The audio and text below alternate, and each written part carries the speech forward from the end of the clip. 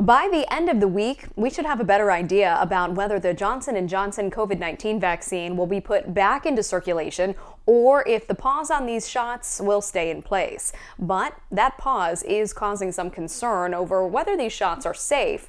And one Mississippi doctor was helping to shed some light on the situation. Here's COVID-19 specialist Amanda Decker with the story. Researchers may be one step closer to finding the link between the Johnson & Johnson COVID-19 vaccine and those potential blood clots. U.S. and European regulators have been poring over data this week and believe an autoimmune response may be to blame for causing the severe reaction.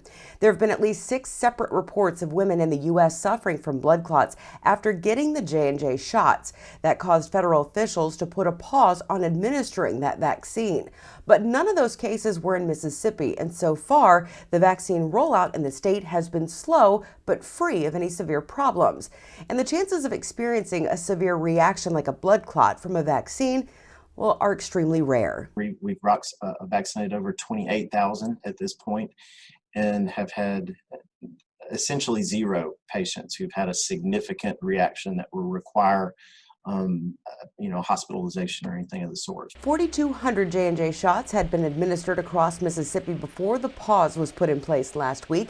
But in every documented case of severe reaction, the symptoms appeared within 13 days of getting the shots. Signs and symptoms to watch for would be a severe headache, severe abdominal or leg pain, or shortness of breath. These aren't the typical vaccine side effects people are experiencing, like minor fever, body aches, or headaches.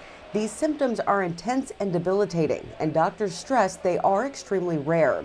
Although they're worried now that by removing the J&J vaccines from the supply chain, even temporarily, that may have led to more vaccine hesitancy. Demand for vaccines has decreased drastically over the last 2 weeks, and that is very discouraging and worrying that we will not have enough immunity in the community as we reach the fall and these other variants become more prevalent. Right now, about 23% of all eligible adults in Mississippi are fully vaccinated, but if we don't reach at least 70% by the end of the summer, we could be wearing masks well into the fall and winter months.